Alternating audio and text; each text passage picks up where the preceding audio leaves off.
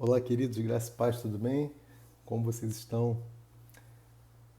Para mim é um privilégio enorme estar aqui mais uma vez para estudar mais um capítulo de Apocalipse, né? Hoje vamos estudar o Apocalipse capítulo 7, na nossa série Apocalipse Now, ok? E tem sido muito legal ver o retorno de vocês, né? Alguns têm mandado mensagem para a gente nas redes sociais, no WhatsApp, dizendo: Rafael, temos sido abençoados, que estudo poderoso.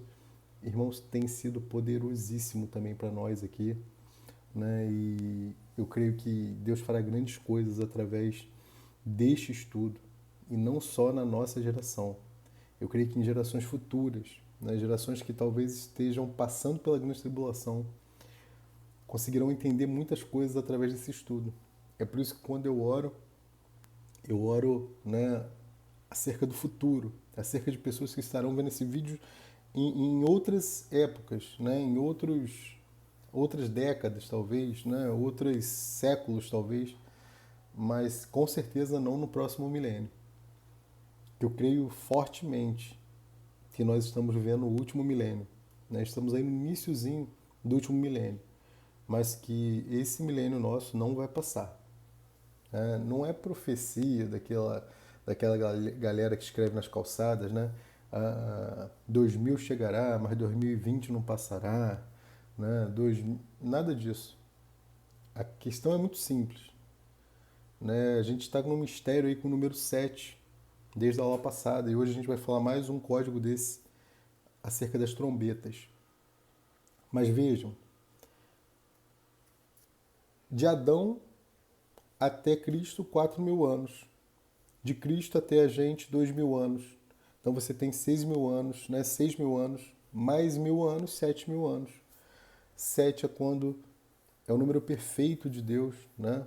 É o número que diz acerca da perfeição, né? Os 7 espíritos de Deus, né? O candelabro, a menorá, né? O candelabro. E isso é muito poderoso. Eu não creio que nós vamos viver mais 7.000 anos depois desse nosso milênio, até pelos sinais que nós estamos vendo aí, né? Lá em Mateus fala acerca do princípio das dores, e é isso que tem acontecido. Isso que nós estamos vivendo hoje, a pandemia, você está aí na sua casa trancado, é o que nós chamamos de princípio das dores, ok? Mas vamos lá, vamos começar o nosso estudo de hoje. Então abra sua Bíblia aí, no capítulo 7 de Apocalipse, amém? Capítulo 7 de Apocalipse. Eu quero te dizer que esse capítulo 7 ele é um parêntese, né? Ele é um parêntese entre o capítulo 6 e o capítulo 8. Nós vimos na aula passada, no capítulo 6, que nós falamos de 6 selos no capítulo 6. E o sétimo selo estava onde? No capítulo 8, versículo 1, 2, né? 1 e 2. Então perceba que esse capítulo 7 está entre o sexto selo e o sétimo selo. Então ele é um parêntese, ok? E nós vimos na aula passada também que o que tinha ali, né, no sétimo selo? O sétimo selo abre as 7 trombetas. E aí da mesma forma vai acontecer com as trombetas. Você tem 6 trombetas e na sétima você tem a abertura das 7 taças. E aí a gente vai ver mais uma vez aquela questão do número 7. Número 7. Por quê? 4 trombetas, nós vamos ver hoje, 4 trombetas tocam as coisas criadas. E 3 trombetas vão tocar diretamente os homens. 4 mais 3. Homem, Deus. Então o homem voltando para Deus através da tribulação, através das trombetas. Ok? Então vamos lá? Esse capítulo 7 a gente pode dividir ele aí em duas partes. Capítulo 7, dos versículos 1 ao versículo 8, você tem aí os judeus que serão selados. Tá? E do capítulo 9, né? Do capítulo não, perdão, do versículo 9 ao versículo 17, você tem os crentes vencedores. Eu tenho dito aqui, não basta ser crente salvo, você precisa ser um crente vencedor. Rafael, mas eu não quero viver de acordo com a vontade de Deus. Eu não quero viver os planos e projetos de Deus para minha vida. Eu não quero buscar isso em Deus. Eu quero apenas ser vencedor. Tudo bem. Já é grande coisa você ser vencedor, né? Já é uma grande coisa. Só que você não vai ter um reino, você não vai reinar com Cristo no milênio, porque essa é a promessa, nós vamos ser reis com Cristo, nós vamos reinar com Cristo no milênio. Os crentes vencedores. É essa categoria que eu pretendo fazer parte. Vai reinar com Cristo no milênio. E eu quero isso para minha vida, eu quero reinar com Cristo. Amém? Eu não quero só ficar no louvor, né? Eu quero que isso aconteça de fato. Se você for um crente apenas salvo, irmão, você vai perder, por exemplo, as 7 promessas dos capítulos 2 e 3 de Apocalipse. As 7 promessas das igrejas são promessas que vão se cumprir na vida dos vencedores. Lembre-se, ao que vencer. Ao que vencer. Cada uma das promessas sempre começa com esse termo, ao que vencer, ou seja, ao vencedor. Perceba uma coisa, ser salvo é lucro para aquelas pessoas que negaram durante toda a vida. Então eu tenho experiência, por exemplo, né, de parentes que negaram a Cristo a vida inteira. E que no final a gente foi, orou e a pessoa confessou a Cristo como seu Senhor e Salvador. Por piores que sejam as coisas que essa pessoa tenha feito durante a sua vida, ela alcançou a salvação. Ali no final, aos 45 do segundo tempo, aliás, nos acréscimos, né? Já estava quase indo para o pênalti. Essa pessoa está salva, mas ela não vai reinar com Cristo. Mas ela alcançou a salvação. Ok? Então, nós que somos crentes, já velhos, né? Eu, por exemplo, apesar de parecer novinho, né? Eu tenho aí 38 anos de vida e tenho pelo menos 20 anos de evangelho, mais ou menos, quase 20 anos. Então eu já sou crente velho, irmão. 20 anos você já tem que ter aprendido alguma coisa. Se você é crente velho, você não pode se contentar com a salvação. Nós glorificamos a salvação, mas nós estamos em busca do nosso reinar com Cristo. Existe salvação sem reino, mas não existe reino sem salvação. Amém? Depois a gente fala disso com mais detalhes para vocês. Sei que quando a gente toca nesse assunto, muita gente fica, né? Meu Deus! Porque o nosso senso de justiça,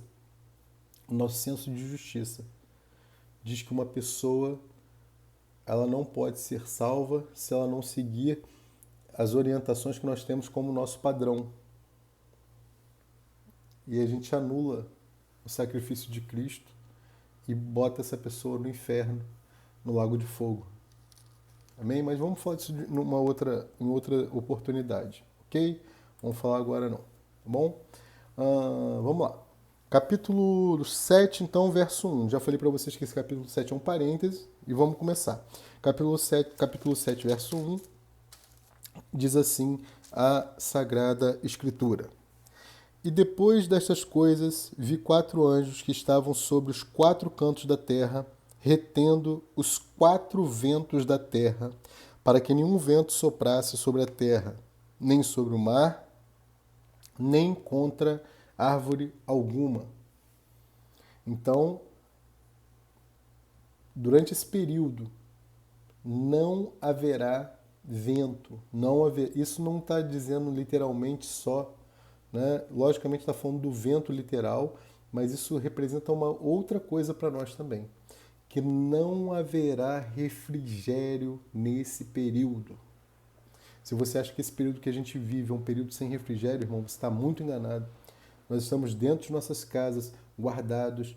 Deus tem nos livrado, né? Grandes coisas têm acontecido, livramentos poderosos. Nesse período da grande tribulação, não haverá refrigério. Eu gosto muito do livro de Jonas, né? Dos profetas menores, que menor é só a questão da quantidade de capítulos do livro, né? Que de importância não existe nada que separe os profetas maiores dos menores. Eles são importantes no mesmo nível, ok? Jonas capítulo 4, verso 8, diz assim, ó.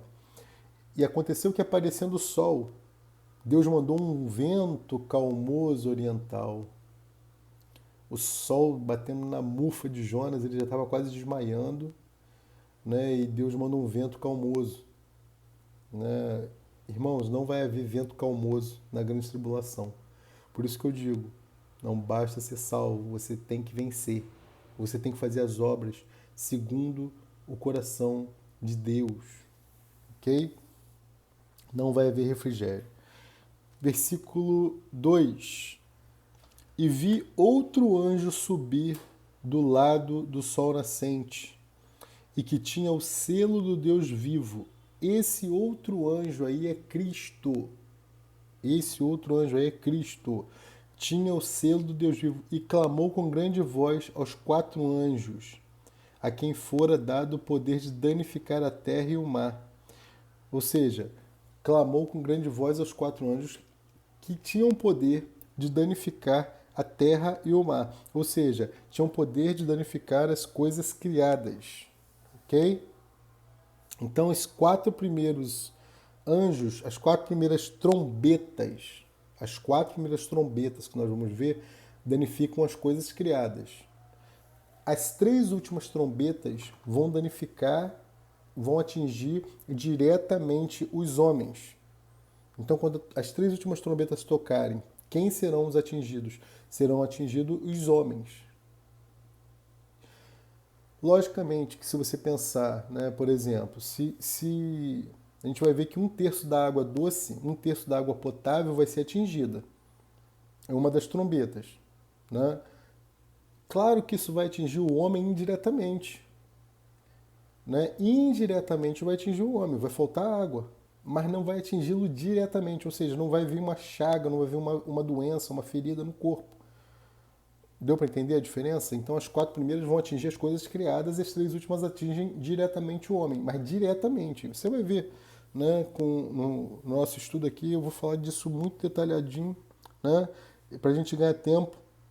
Vamos ver o verso 3, né, dizendo: não danifiqueis a terra, nem o mar, nem as árvores, até que hajamos selados nas suas testas os servos do nosso Deus.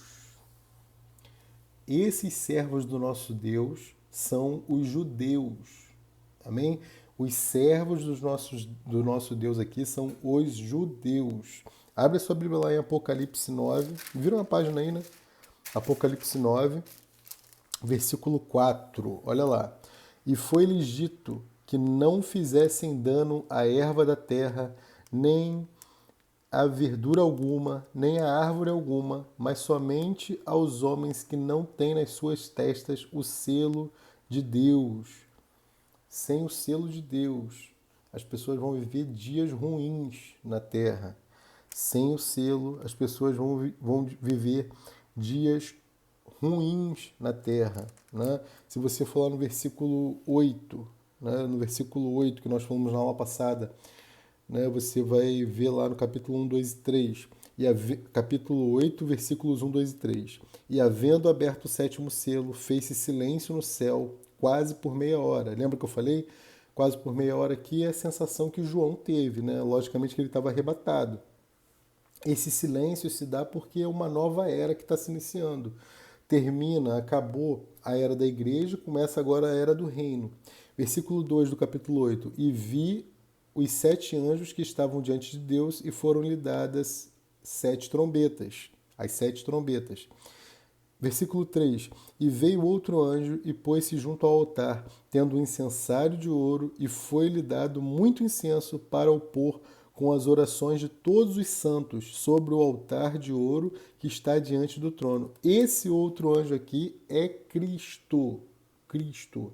Entenda, antes de Cristo, antes do sacrifício de Cristo, né, a oração ia para as mãos dos anciãos, né, e ela poderia ser respondida ou não. Antes de Cristo, a oração ia para as mãos dos anciãos, né? Abra sua Bíblia lá em Romanos, capítulo 9, versículo 15, que eu vou te mostrar isso. Olha o que o Senhor fala. Pois diz a Moisés: Compadecer-me-ei de quem me compadecer, e terei misericórdia de quem eu tiver misericórdia. Acabou. Acabou. Está dizendo a Moisés, né? Antiga aliança. Moisés, eu vou me compadecer de quem eu quiser me compadecer. Eu vou ter misericórdia de quem eu quiser. Ok? Isso é a antiga aliança. Agora, abre lá em João 14, versos 13 e 14. E tudo quanto pedires em meu nome, eu o farei, para que o Pai seja glorificado no Filho. Se pedires alguma coisa em meu nome, eu o farei. Então, em Cristo, a sua oração sempre vai ser respondida. Em Cristo, a sua oração sempre vai ser respondida. Ora, irmão. Ora. Ora que você vai haver resposta para a sua vida. Deus não pode não responder uma oração de quem está em Cristo. Por quê? Porque a resposta é por justiça e não por misericórdia. Na antiga aliança, a resposta era por misericórdia. Na nova aliança, em Cristo, a resposta é por justiça. Ok?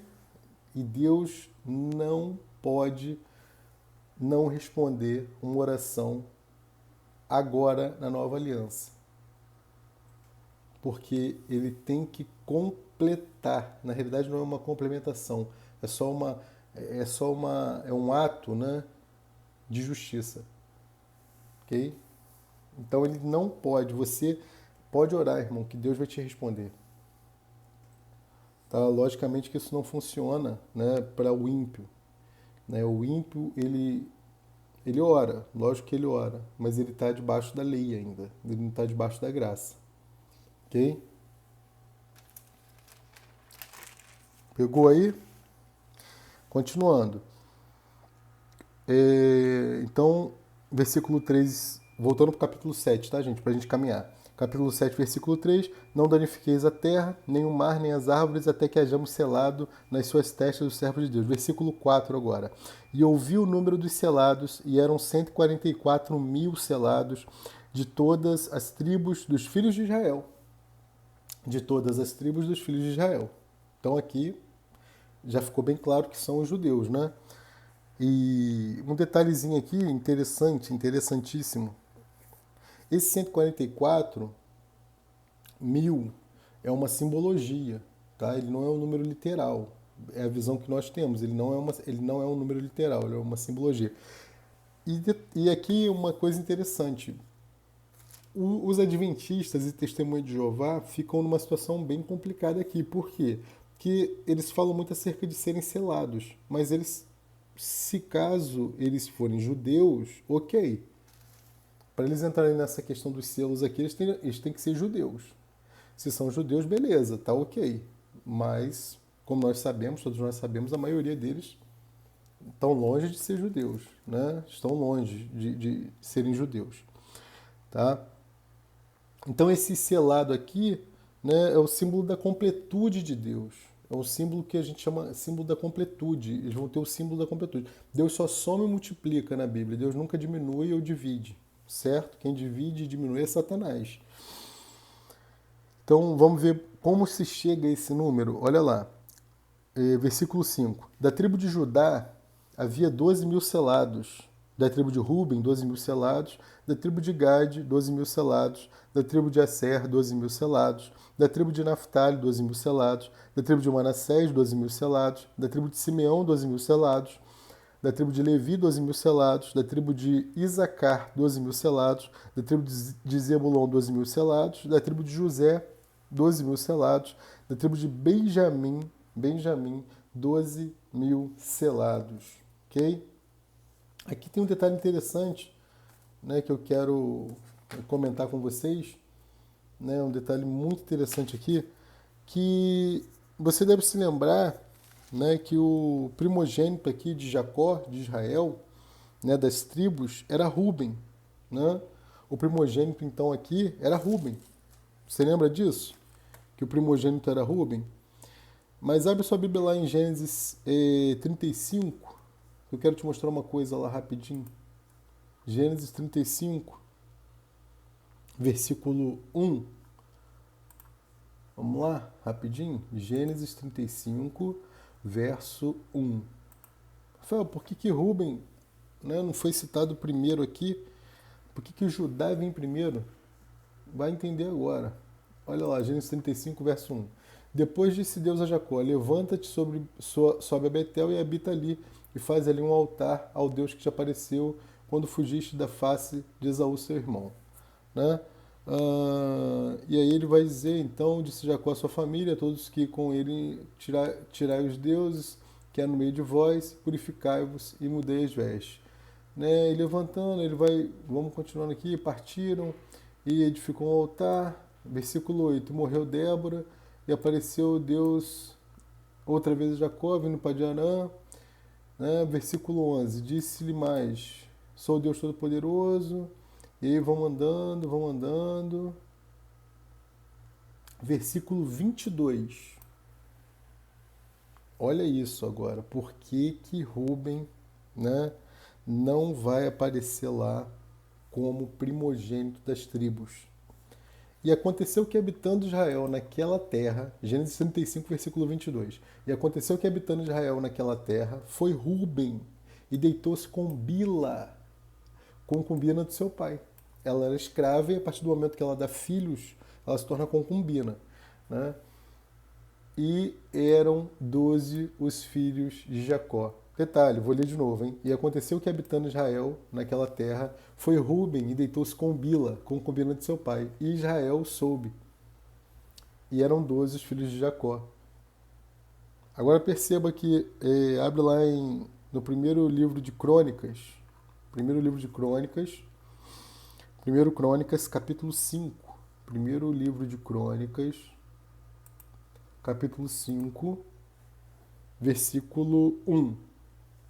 Quanto aos filhos de Rúben, o primogênito de Israel, pois ele era primogênito, mas porque profanara a cama de seu pai, deu-se a primogenitura aos filhos de José, filho de Israel, de modo que não foi contado na genealogia da primogenitura, porque Judá foi poderoso entre seus irmãos, e dele veio o soberano, porém a primogenitura foi de José. Então tá aí o motivo por que Rúben não aparece primeiro, né? E só o fato de Jesus ter vindo da tribo de Judá, ele já é citado aqui, né, de forma da primeira forma, né, como primogenitura aqui, ok? E aí você tem as tribos, né, 12 mil de cada tribo, 12 vezes 12, 144 vezes 1000, 144 mil, tá? Então aí você tem o selo dos judeus, ok? Beleza? Vamos continuar. Pegou aí? Então, versículo... Só voltando aqui algumas coisas, né? No versículo 3, antes da gente falar da igreja vencedora, né, dos vencedores, quero destacar ainda aqui algumas coisas. No versículo 3, quando ele fala assim, ó, não danifiqueis a terra, nem o mar, nem as árvores, até que hajamos selado na sua testa os servos de Deus, né? E quero destacar bem aí que esse outro Cristo, outro anjo que está falando é Cristo, ok? Mas por que, Rafael, que vai ser selado? Porque, como eu falei para vocês no início, as trombetas são o juízo de Deus. As trombetas é o que nós chamamos de juízo. Só que na última trombeta vai ser aberto as 7 taças. E as taças são a chamada ira de Deus. E os selados não vão passar pela ira. Os judeus selados não vão passar, né? Não podem passar pela ira. Nós, os crentes, ainda que não sejamos salvos, ainda que não sejamos vencedores, sejamos somente salvos, nós também não vamos passar pela ira. Lembra que eu li com vocês na aula passada? Né? Abre aí em Romanos 9, Romanos 5, perdão. Romanos 5. Olha aí. Romanos 5, verso 9. Nós lemos na aula passada, ó, logo muito mais agora, tendo sido justificados pelo seu sangue, ou seja, não está falando aqui das obras, né? Não está falando de reino, está falando só da justificação pelo sangue. Seremos por ele salvos da ira. Ou seja, nós não podemos sofrer a ira. só uma maneira de você sofrer a ira da grande tribulação, se o sacrifício de Jesus não fosse suficiente e perfeito, ok? E nós não vamos passar pela ira de Deus, ok? Nós não vamos passar. Glória a Deus. Vamos então continuando, versículo 9. Versículo 9, capítulo 7. Depois dessas coisas, olhei e eis aqui uma grande multidão, a qual ninguém podia contar, de todas as nações, tribos e povos e línguas que estavam diante do trono. Essa versão que eu estou lendo aqui é a Almeida Corrigida Fiel. Eu estou com a minha NVI aqui também, por quê? Porque a gente vai ter que ler nas duas versões. E isso é interessante, né? Eu sempre falo isso. A Bíblia, ela, em suas traduções, a gente tem que ler ali simultâneo e ver qual que é a melhor. Nesse caso desse texto aqui, do versículo 9, a NVI também nos dá a ideia muito melhor de que povo aqui está sendo dito aqui, ó. Então vamos lá. Capítulo 7, verso 9, olha lá. E depois disso olhei e diante de mim estava uma grande multidão, que ninguém podia contar, de todas as nações, tribos, povos e língua, em pé, diante do trono do Cordeiro, com vestes brancas e segurando palmas. Então aqui na Almeida Corrigida Fiel, ele não está falando em pé, né? Ele só está falando assim, que estavam diante do trono e perante o Cordeiro. Não estavam só diante, estavam em pé. Só os vencedores ficaram em pé diante do trono do Cordeiro, ok? Então só os vencedores, os chamados servos de Cristo. Enquanto nós vimos lá que os judeus foram selados, eles são servos de Deus, esse daqui, os vencedores, são os servos de Cristo, ok? Então, versículo 9 ainda, né, que estavam em pé diante do trono, e perante o Cordeiro, trajando vestes brancas e com palmas nas suas mãos. Então, novamente, de pé, somente os vencedores estarão de pé naquele grande dia. Somente os vencedores estarão de pé, né, naquele grande dia. E versículo 10, e clamavam com grande voz dizendo, salvação ao nosso Deus, que está sentado no trono, e ao Cordeiro. Então, outra vez aí a tradução nos rouba uma palavra importantíssima. Olha na NVI. Olha como é que vai ficar diferente, gente. Versículo 10, na NVI. E clamavam em alta voz, a salvação pertence. Olha como é que faz muito mais sentido, né? A salvação pertence ao nosso Deus, que se assenta no trono, e ao Cordeiro. Perceberam? Fica muito mais claro para nós, né? Fica muito mais claro para nós, ok? Então, essa salvação pertence ao nosso Deus que está sentado no trono e ao Cordeiro. E todos os anjos estavam ao redor do trono e dos anciãos e dos 4 animais, né? Aqui você já sabe que 4 animais são 4 seres viventes, tá? E prostraram-se diante do trono sobre os seus rostos e adoraram a Deus, dizendo amém, louvor e glória e sabedoria são de graças e honra e poder e força ao nosso Deus para todo sempre, né? Amém. Versículo 13. E um dos anciãos me falou. Aí, na questão desse ancião me falou, né, ele vai dizer assim, estes que estão vestidos de veste branca, quem são e de onde vieram? Aqui, gente, é uma questão na didática do ensino. Ele está perguntando na realidade, mas ele sabe a resposta. Ele só está perguntando para nos fazer entender melhor. Né? É um tipo de didática de ensino. Olha no versículo 14. E eu disse-lhe, Senhor, tu sabes. Se esse Senhor na tua Bíblia está em letra maiúscula, ele está errado. Porque ele está respondendo aqui ao ancião. Então não é o Senhor, é um ancião. Logicamente que é um sinal de respeito, mas ele não deveria estar com letra maiúscula, ok?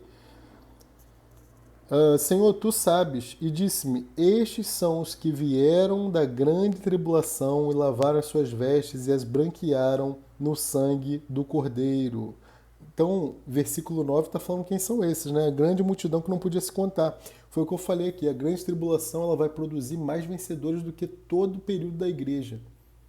A grande tribulação vai produzir mais vencedores que todo o período da igreja. Está dizendo no versículo 9, ó, né? Não, ninguém podia contar essa multidão de vencedores aqui, certo? Ah, versículo 15, né?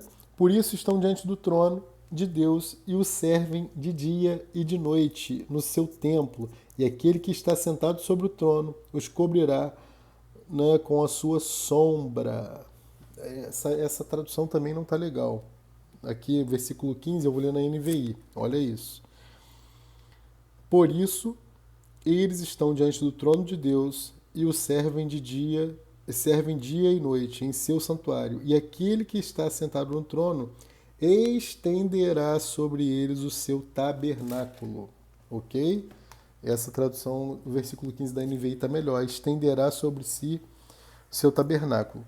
Nunca mais terão fome, nunca mais terão sede, nem o sol, nem o calor algum cairá sobre eles, porque o Cordeiro, com letra maiúscula, que está no meio do trono, os apacentará e lhes servirá de guia para as fontes vivas das águas, e Deus limpará de seus olhos toda lágrima.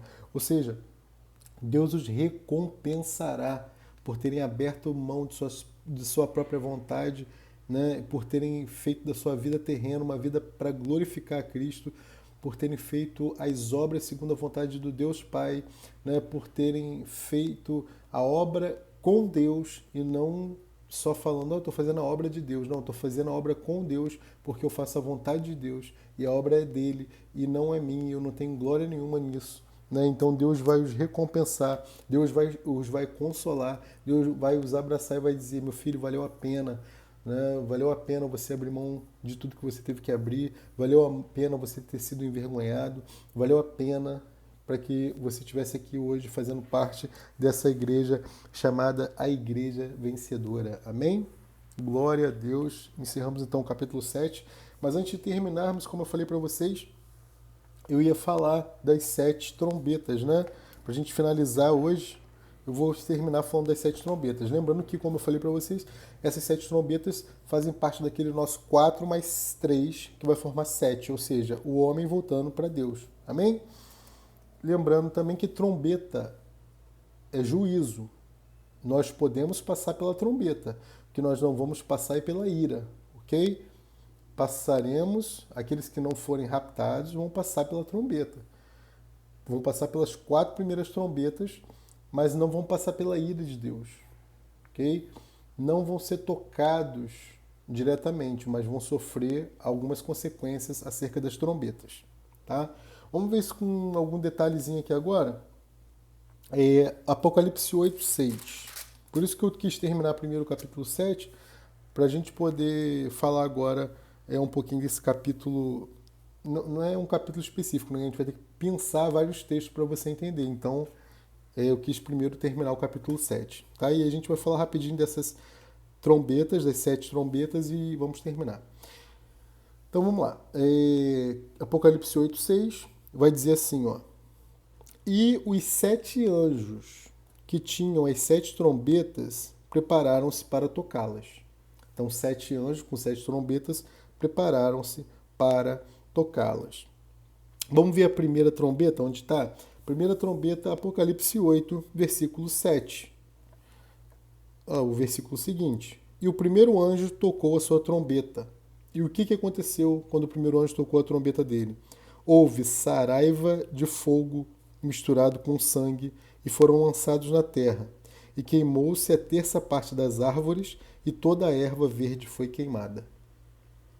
Então, 1/3 das árvores e toda a erva verde foi queimada. Então, marca aí, esse é o primeiro anjo e é o toque da primeira trombeta. 1/3 das árvores e 1/3 da erva verde foi embora. Então, percebam o que eu falei? Lembre-se, o homem não vai ser tocado diretamente, mas ele vai sofrer as consequências do toque das primeiras trombetas, das 4 primeiras. Certo? Então, versículo 8, você vai ver a segunda trombeta. Olha lá. E o segundo anjo tocou a trombeta, e foi lançado no mar uma coisa como um grande monte ardente em fogo, e tornou-se em sangue a terça parte do mar.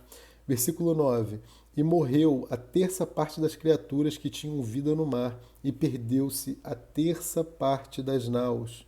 Né? Então, tá aí, versículo 8, o segundo anjo. Vamos ver o terceiro anjo, versículo 10. E o terceiro anjo tocou a sua trombeta, e caiu do céu uma grande estrela ardendo como uma tocha, e caiu sobre a terça parte dos rios e sobre as fontes das águas. Ou seja, aqui está falando de água doce. Então o terceiro anjo vai atingir, né, e vai tocar um terço de toda a água potável do planeta. Isso vai gerar consequência para as pessoas? Claro que vai, né? Mas não é de uma maneira direta, é de uma maneira indireta, né? Versículo 11. E o nome da estrela era Absinto, e a terça parte das águas tornou-se em absinto, ou seja, né, um tipo de veneno. Tá? E muitos homens morreram das águas porque se tornaram amargas. Versículo 12 vai falar da quarta trombeta, o quarto anjo, olha lá.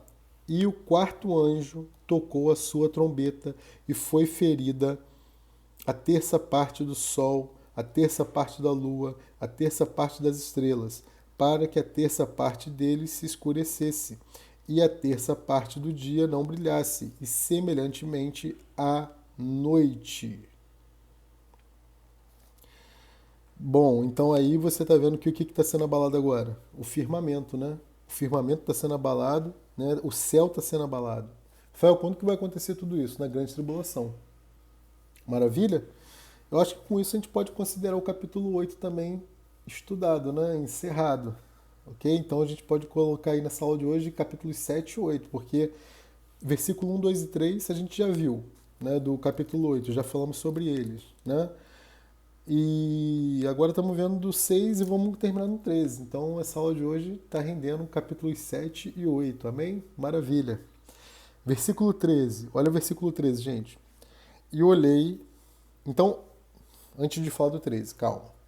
Olhei e já vi o quê? 4 toques das trombetas. 4 trombetas já foram tocadas. Tocaram as coisas criadas. Né? Tocou então, a gente viu lá, tocou primeiro o quê? As árvores e as ervas, né? A segunda tocou o mar, tá? A terceira tocou as águas doces, as águas potáveis, tá? E a quarta abalou o firmamento. Agora a gente vai ver no versículo 13, olha aqui, versículo 13, o que vai acontecer? As 3 próximas trombetas. Então 4 mais 3, o homem voltando para Deus. E olhei e ouvi um anjo voar pelo meio do céu, dizendo com grande voz: Ai, ai, ai, dos que habitam sobre a terra, por causa das outras vozes das trombetas, dos 3 anjos que estão por tocar. Então 4 trombetas já foram tocadas, perdão. Agora vão ser tocadas outras 3 trombetas, ok? Então as 4 primeiras tocaram, né, não tocaram o homem, né? Por que não tocaram o homem? Porque Deus é um Deus longâmino. Ele quer que o homem se arrependa. Ele quer que o homem se arrependa, por isso ele está dando sinais. Só que, irmãos, eu tenho um negócio que não é bom para te falar. Não é muito bom. Não é que não seja bom para nós. A gente não vai estar aqui sofrendo isso. Mas não é bom por conta do homem, porque o homem não vai se arrepender. Essas 4 trombetas aqui vão fazer com que o homem tenha mais raiva de Deus. O homem vai pensar assim, isso tudo está acontecendo por causa dele. Se Deus é bom, como? Como que ele quer que a gente, né, se arrependa, mandando tanta desgraça nessa terra? Você não ouve isso hoje? Deus é bom, por que acontece tudo isso? Eles não vão se arrepender. Tá? Capítulo 9, no verso 1, olha lá. E o 5º anjo tocou a sua trombeta, e viu uma estrela que do céu caiu na terra, e foi-lhe dada a chave do poço do abismo. E abriu o poço do abismo, versículo 2, e subiu fumaça do poço, como fumaça de uma grande fornalha, e com a fumaça do poço escureceu-se o sol e o ar. Tá? Escureceu-se o sol e o ar. Né? Versículo 9, 21, você vai ver que a gente já está na quinta trombeta, mas você vai ver 9, 21, olha o final lá, 9, 21. Vai estar falando dos homens, ó. E não se arrependeram dos seus homicídios, nem das suas feitiçarias, nem da sua fornicação e nem dos seus furtos. Essa é a terra aqui do final da grande tribulação, né? Homicídios, feitiçarias, fornicação, furtos, e eles não se arrependeram. Não se arrependeram. Eles não se arrependeram, tá? 9, versículo 12. 9, versículo 12. Olha o primeiro ai aí, ó. Passado é já um ai. Eis que depois disso vem ainda 2 ais. Então o primeiro ai está passado aqui no versículo, capítulo 9, versículo 12. Passado é já um ai. Então todas essas situações do capítulo 9 aqui que estão acontecendo, até o capítulo 12, é passado o primeiro ai. Tá? Segundo ai, tá onde, Rafael? Capítulo 11. Capítulo 11. Né? Versículo 14. Vira aí. Capítulo 11, versículo 14. Então vão acontecer mais uma série de coisas, e aí no versículo 14 vai falar assim, ó, é passado o segundo ai.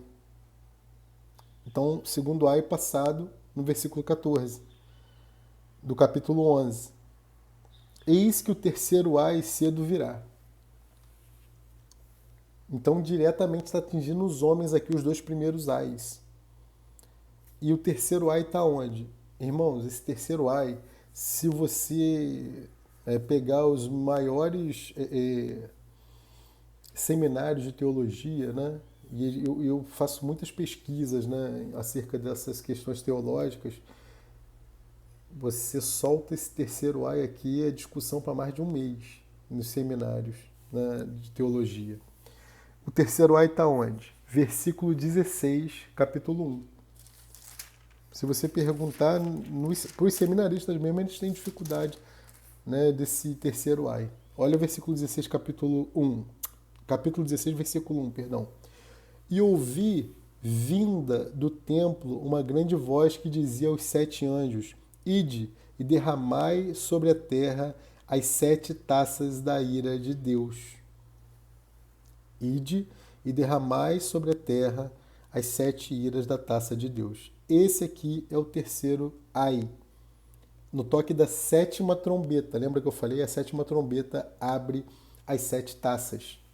Então, onde estão as 7 taças? Estão no toque da última trombeta, ou seja, é o último ai. Lembra lá? Ai, ai, ai.